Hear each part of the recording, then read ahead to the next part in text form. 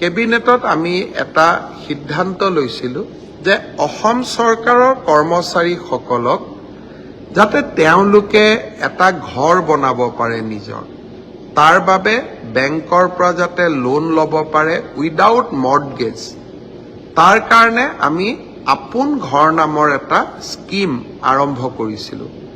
40,000 চৰকাৰী কৰ্মচাৰীয়ে ইতিমধ্যে আপোন ঘৰৰ ঋণৰ সুবিধা লৈছে আৰু বেংকৰ পৰা 5,600 কোটি টকাৰ ঋণ আমাৰ চৰকাৰী কৰ্মচাৰীসকলে লৈছে আৰু এই ঋণৰ বাবদ যিটো মাহেকীয়া কিস্তি তাক আমি দৰমহাৰ পৰা কাটি দিওঁ।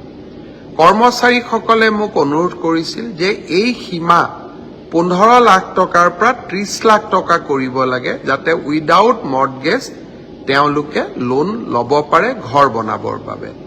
আজি কেবিনেটে 30 লাখ টকালৈকে আপোন ঘৰৰ সীমা বঢ়াই দিয়ে।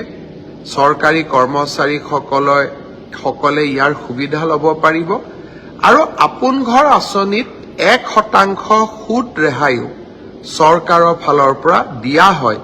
চৰকাৰী কৰ্মচাৰীসকলে আপোন ঘৰ আঁচনিৰ সুবিধা লওক, মই নিশ্চয় আশা কৰিম।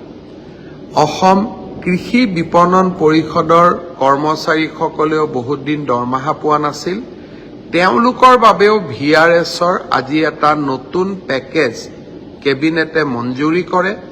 যিহেতু মাৰ্কেটিং বোৰ্ডখন আগৰ দৰে চলাই ৰাখিব পৰা নাযায় উচ্চ ন্যায়ালয়ৰ এটা নিৰ্দেশৰ কাৰণে, সেইকাৰণে মই ভাবো যে মাৰ্কেটিং বোৰ্ডৰ কৰ্মচাৰীসকলে এই VRSৰ সুবিধা লৈ তেওঁলোকে পৰিয়ালটোক চলাব পাৰিব, ঘৰখন চলাব পাৰিব।